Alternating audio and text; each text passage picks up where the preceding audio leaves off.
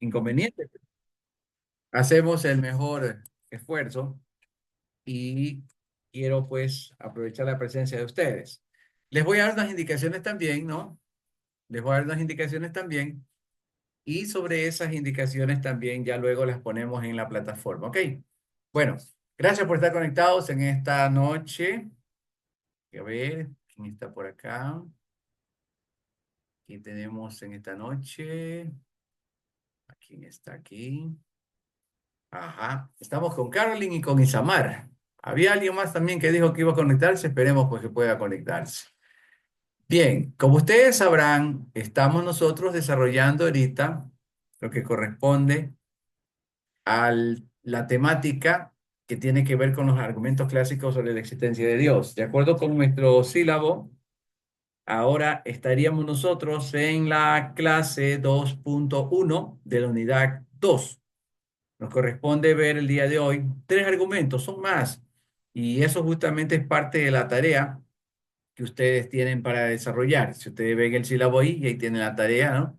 Eso ya lo vamos a poner ahí de la plataforma para que ustedes lo vayan trabajando. El libro también que está ahí indicado, que es la guía de Holman de apologética, ya ustedes lo tienen en su poder. A pedido lo enviamos anticipadamente. Entonces, con eso ustedes ya han podido irse adelantando. De manera que lo que voy a hacer solamente es tocar brevemente aquello, ¿no? Y dar unas cuantas orientaciones e indicaciones tocante al aspecto, ¿no? Eso es lo que vamos a hacer, ¿ok? Bien, entonces, ya mirando este asunto, los argumentos son los argumentos clásicos sobre la existencia de Dios, que son varios realmente, ¿no? Pero para efectos de esta clase solamente se han considerado tres y yo he añadido un cuarto que es importante, por eso lo he mencionado aquí y ya lo vamos a ver. Entonces, hablando ya de este asunto, ¿no? Ya de lo que corresponde a los argumentos, todo nace, siempre ha habido ideas principales que la gente ha tenido a través del tiempo sobre el tema de la apologética y han tenido argumentos racionales y todo desde el punto de vista también buscando por la lógica, ¿no? Y al principio de una manera empírica, pero débil, y era lo, digamos, lo que había la ciencia del momento. Y pues entonces lo que se buscaba era ir armando, ¿no? Digamos, un concepto y poder responder con seguridad cuestiones que siempre la gente se ha preguntado, como de dónde surgió el universo, ¿existe Dios? ¿No? Son cosas que justamente nosotros aquí ya tenemos que abordar dentro del tema de la apologética y la información proporcionada por la evidencia de manera empírica, ¿verdad? Digamos, era muy escasa, sea a favor o sea en contra. Y se buscaba el ejercicio de la razón o alguna vía para encontrar esas respuestas.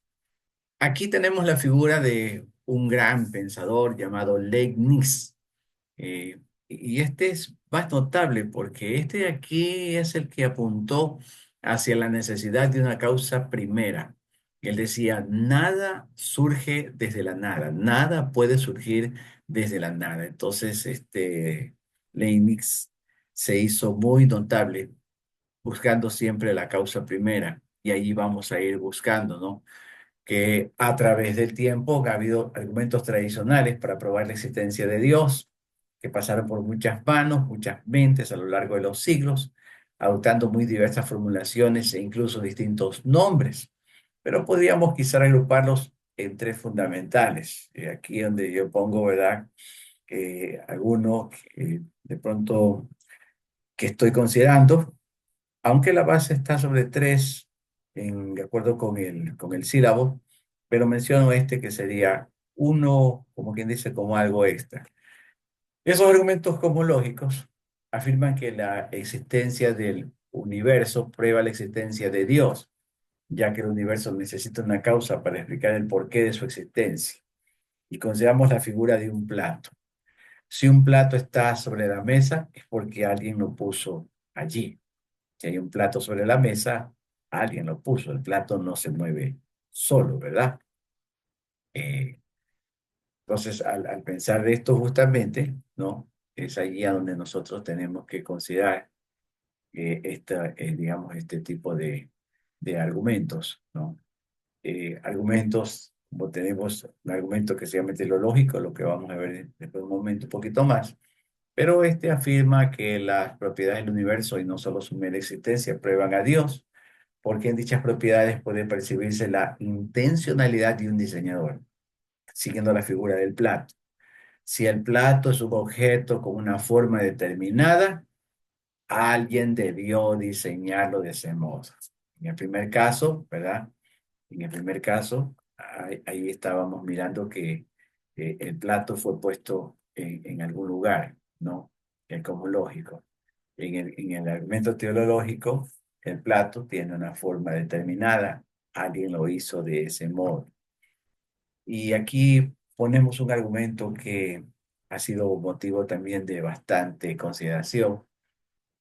Como dije, lo estoy añadiendo aquí, que no es tanto el que queremos enfatizar, pero sí le hacemos, lo añadimos un poco más, porque este afirma que Dios debe necesariamente existir debido a las propias cualidades que atribuimos a ese Dios y que su inexistencia, una vez hemos sido capaces de pensar en él, sería un absurdo el hecho de que consigamos imaginar que alguien, siguiendo la idea del plato, que alguien puso el plato sobre la mesa, demuestra por sí mismo la existencia de ese alguien.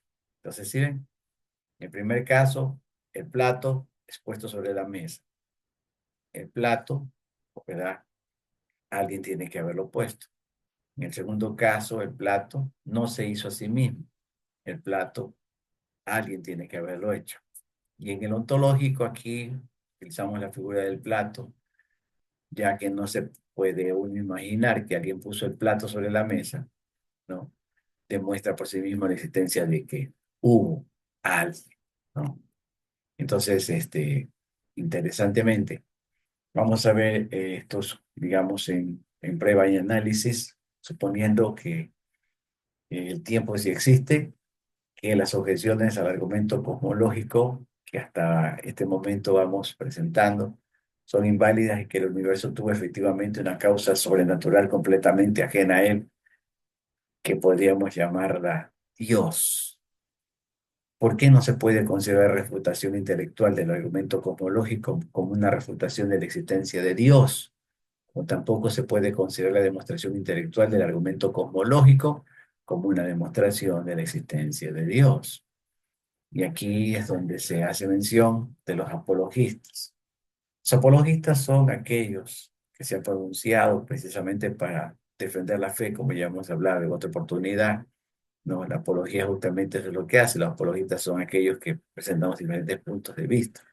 Los más sofisticados y sinceros reconocen que el argumento cosmológico, si fuera cierto, no en sí constituye una demostración de Dios suficiente en sí misma, sino que en todo caso es un argumento más en favor de dicha existencia, pero sin un valor probatorio intrínseco, o sea, que quede verdaderamente, no, como se dice, totalmente demostrado. Y si el argumento cosmológico fuera cierto, demostrarse la existencia de una causa primera, causa con mayúscula, es decir, una causa más elevada. ¿Por qué asumir que esa causa tiene propiedades divinas?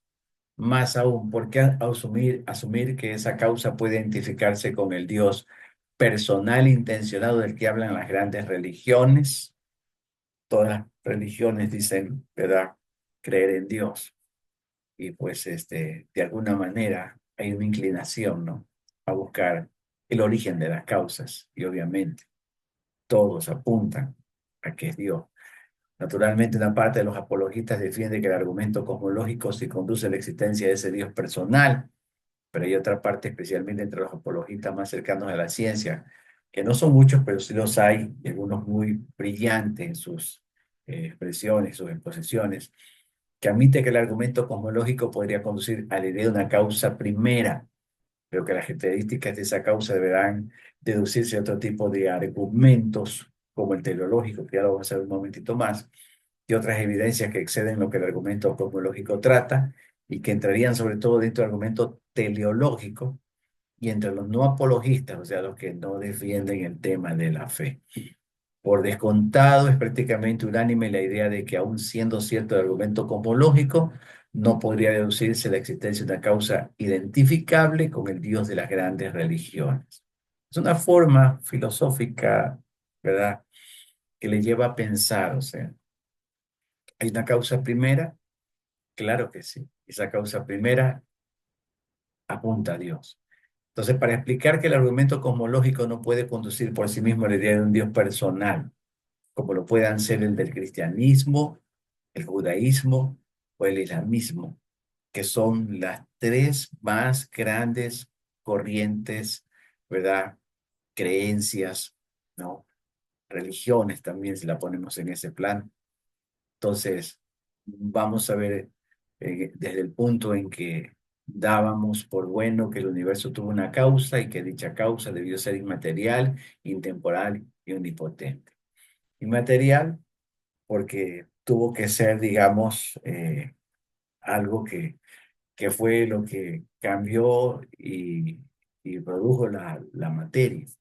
Intemporal porque tiene que ser algo que no se puede medir con el tiempo. Si hablamos de Dios, Dios no puede ser, ¿verdad? Esto estudiado como algo material, ni tampoco como, digamos, eh, que sea, digamos, que tenga un tiempo, ¿no? Transitorio, porque entonces dejaría de ser, o sea, Dios, en otras palabras, y omnipotente, porque tiene que tener, digamos, todo el poder. Omni significa todo, todo, ¿no? Todo poderoso, o sea, omnipotente, todopoderoso Dios, ¿no? Entonces, veamos un poquito más estos argumentos. El cosmológico. Cosmológico viene justamente de la palabra cosmos, que es un término griego que significa todo lo que existe, el universo, todos sus componentes. Entonces, cuando hablamos de cosmos, hablamos justamente acerca de lo que es prácticamente eh, el mundo, ¿no? El universo como tal. El argumento cosmológico a favor de la existencia de Dios busca probar que si algo existe, se debe a que hay un Dios que lo creó. Si hay un Dios, si digamos, si algo existe, se debe a que hay un Dios que lo creó. Es decir, algo existe porque Dios lo creó. Dicho de otra forma, en otras palabras, sin un Dios creador, nada podría ni llegaría a existir. Dios puede existir sin el universo, pero el universo no puede existir sin Dios. Es comprensible eso, ¿verdad? En ese argumento. El argumento cosmológico intenta probar que el universo fue causado por un agente que no es parte del universo ni fue causado por nadie. Por eso al hablar de este argumento, ¿no? Estamos señalando a esa causa primera. Y para poder buscar esa causa, mire que esto a veces resulta como medio engorroso, por eso lo estoy poniendo en palabras bien sencillas para poderlo masticar. Porque cuando uno comienza a leer este asunto, créanme lo que uno tiene hasta la tendencia de pronto de empezar a irse por un pensamiento, digamos, de filosofía y de filosofía, pero que lo pone como que dice un poco más a cuestionar, si acaso, ¿no? La existencia de la causa primera, o en este caso, de la divinidad o de Dios. Pero ya mirándolo así, ya en una forma ya más detenida, analizando este argumento, ¿no? Vemos, vemos que tenía, digamos, una base, ¿no? Al presentar, o al intentar probar que el universo fue causado por un agente que no es parte del universo ni fue causado por nadie. O sea, obvio, se busca entonces, como dije, una causa primera. Veamos hay básicamente tres clases de argumentos cosmológicos, ¿no? Esta es la premisa básica para el análisis y comprensión de estos argumentos que lo conocemos como cosmológicos, ¿no? Y habíamos dicho hace un momento, ¿no? Que Dios puede existir sin el universo, pero resulta que el universo no puede existir sin Dios. ¿Se entiende eso? Dios puede existir sin el universo, pero el universo no puede existir sin Dios. Eso no es, o sea, no es posible, pues, no es posible, o sea. ¿Por qué? Porque todo, digamos, hablando ya de estos argumentos, se basa justamente en Dios. Recuerde que son elementos probatorios sobre la existencia de Dios. Y eso es lo que estamos justamente mirando acá. Entonces, cuando hablamos del argumento cosmológico, aquí hay tres argumentos que son, digamos, lo que dan la base, ¿no? Para apoyar este asunto de lo que es el argumento cosmológico como tal. Entonces, hablando de argumento cosmológico, tenemos el de Calan. Este argumento de Calan, ¿qué es lo que hace este argumento? Bueno, busca demostrar que el universo no es eterno, que necesariamente debió tener un comienzo. Entonces, este argumento como tal, ¿no? Sabemos que este argumento fue eh, probado, digamos, como un argumento clave, en el cual se dice que esto viene justamente, este argumento, ¿no?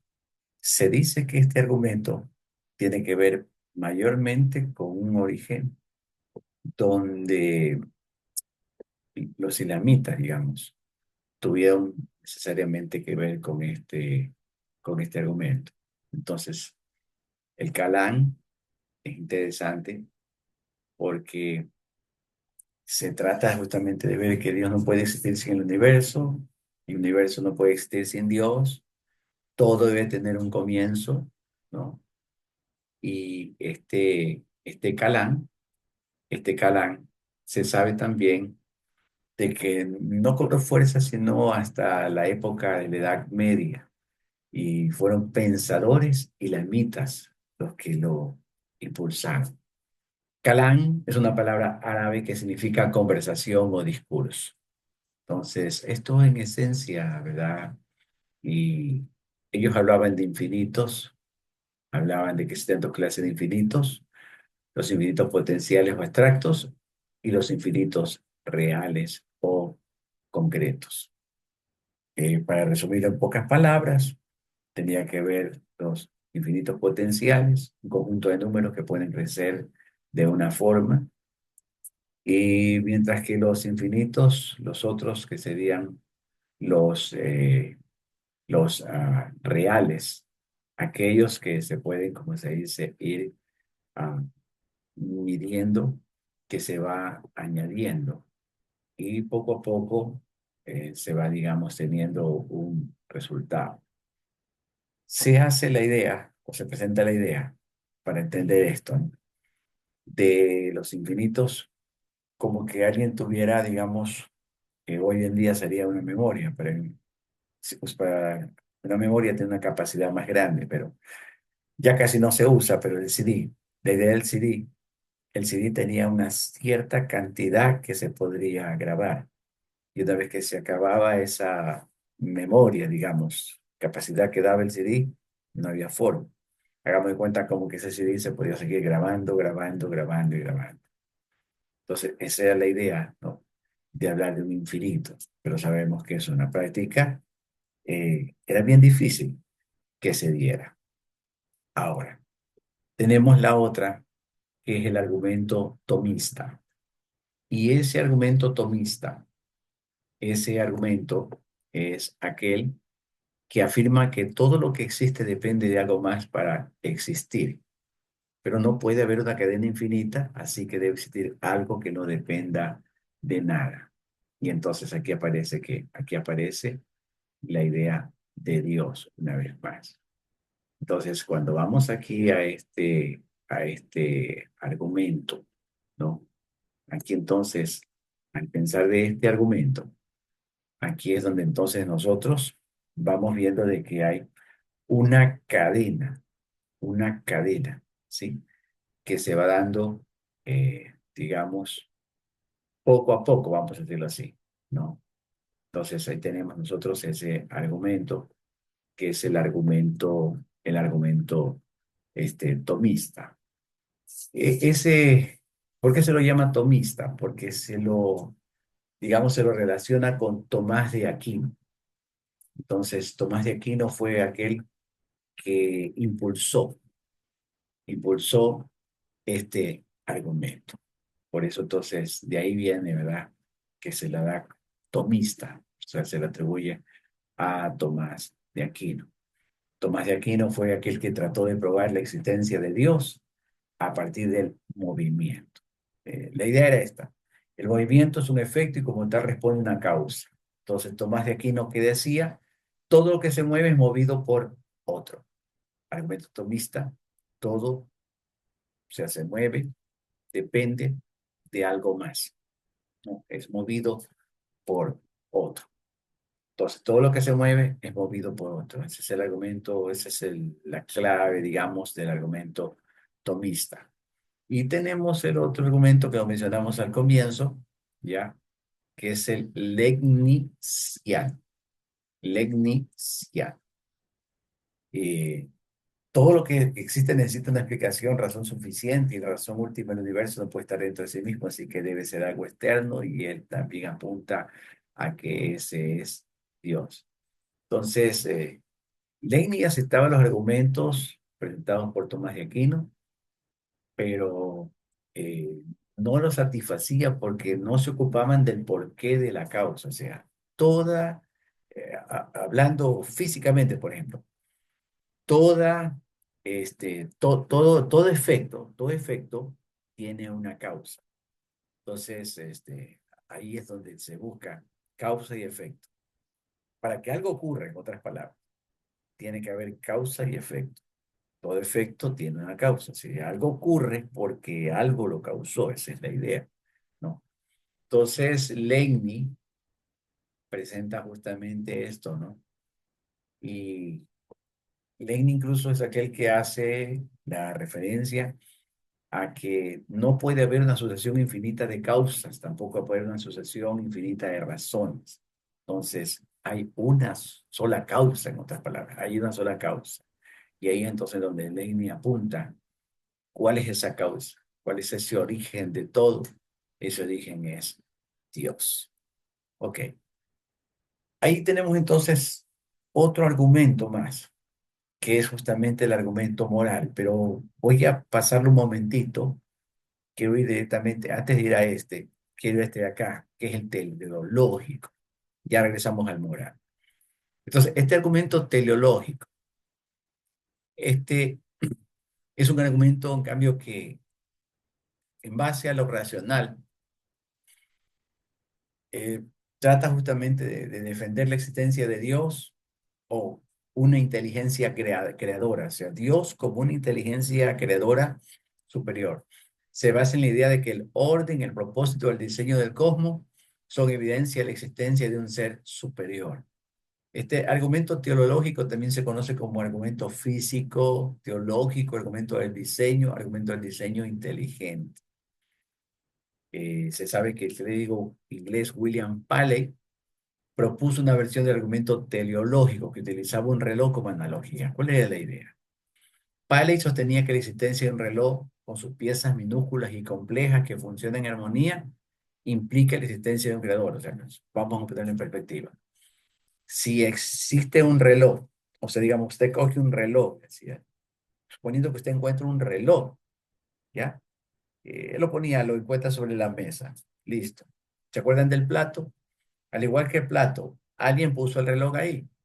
Pero acá vamos más allá, porque resulta que encuentra el reloj, pero encuentra el reloj, como se dice, vamos a decirlo así, sin la tapa y puede ver todo el mecanismo y se da cuenta, ¿no? Que ese mecanismo funciona tan, pero tan inteligentemente, por decirlo así. Y entonces, cada parte de esa, si usted le mueve una pieza, no va a funcionar. Entonces, el argumento teleológico hace justamente esa analogía. Si existe un reloj, obviamente alguien lo hizo, listo, pero el que lo hizo tiene que haber sido un creador tan inteligente, un diseñador tan inteligente para que ponga todas las piezas a funcionar en armonía. Y si no las ponía así, nunca iban a funcionar. Esto entonces indica que la existencia de una mente superior, una mente de un creador, y ese es Dios. No, todavía no, gracias, todavía no. Eh, Ahora vamos al argumento moral. Vamos al moral. Este argumento es un argumento que más concita, digamos, nuestra atención y lo hemos dejado en tercer lugar para hablar del punto de vista de argumentar la existencia de Dios en base a que Dios debe existir porque es la única explicación para la moralidad y el orden moral. O sea, Dios debe existir. En otras palabras, si no existe Dios, no habría razón que justifique. O sea, ¿para qué tener un orden moral? ¿Mm? Entonces, este argumento se basa en la ética normativa, el orden moral y se apoya en las siguientes ideas. Los valores morales objetivos existen, ya sea que una persona o cultura los considere así o no. O sea, ustedes saben, usted va de pronto a un país y usted se encuentra que tiene cierta forma, ¿no? De ver, de interpretar la vida. En otras palabras, tienen ellos un tipo de moralidad y puede que no sea igual a la de otros lugares que usted ha visitado, pero existen los valores, existen. De una persona, cultura, sea que lo vea o no lo vea, pero existen. También Dios y la moralidad objetiva están estrechamente conectados. O sea, no podemos separar, miren ustedes, ¿ah? No podemos separar la moralidad, no podemos separarla de Dios. O sea, están estrechamente conectados. Y lo siguiente, ¿no? Las teorías éticas, no deístas. Deístas significa, o sea, que incluyen a Dios. Están incompletas e inadecuadas. O sea, si alguien va a proponer algo, pero vamos a decirlo así, saca de la ecuación a Dios. Si saca usted de la ecuación a Dios, entonces algo no está completo, algo no está funcionando, algo no está adecuado. Entonces, es curioso, ¿verdad? Eh, Porque no se puede hablar de moralidad si no se habla de la existencia de Dios. O sea, miren ustedes cómo está conectado, ¿no? Lo moral con la existencia eh, de Dios. ¿Ok? Bien. Algunos defensores contemporáneos de este argumento son Graham Ward, Alistair McGrath, William Lane Craig, son, como dice, algunos defensores de este argumento moral. Muy bien, entonces, miremos un poco más. Eh, Quentin Smith es un crítico que sostiene que muchos, ¿no? Sostiene que muchos ah, de pronto no, perdón un ratito, algo pasó aquí. Un momento,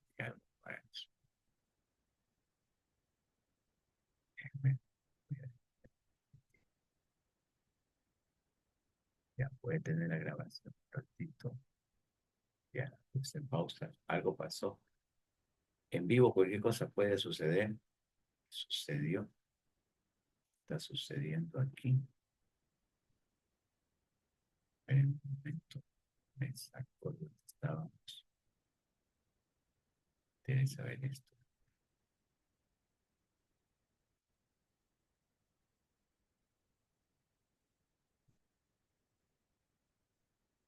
Ah, espere que se me fue la pantalla. Estábamos en pantalla. Se me fue lo mejor que estábamos desarrollando aquí. Otra vez. Hay que detener la grabación. A ver, ya, ahí estoy. Ya ahí volví. Ya, que de repente se me fue. Ok, listo. Entonces, para continuar con la grabación.